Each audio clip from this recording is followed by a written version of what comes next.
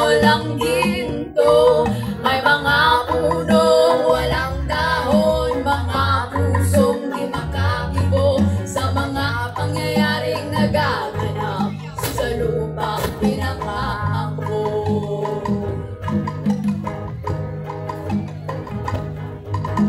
Mula nang makita ko ang lupang ito, nakita ko rin ang munting apoy sa puso ng tao. Kinatungan ng mga kabulukan hanggang sa lumago. Ngayon ang puso'y may tabol sa lupang pinangako.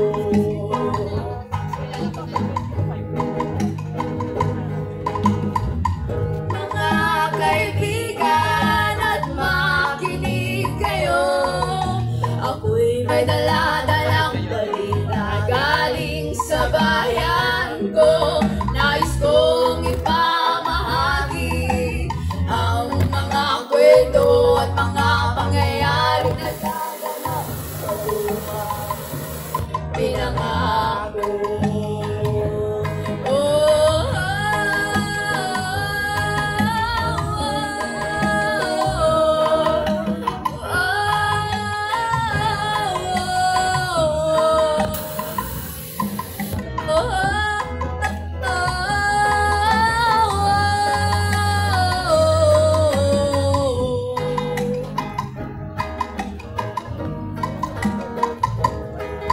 Lapit mga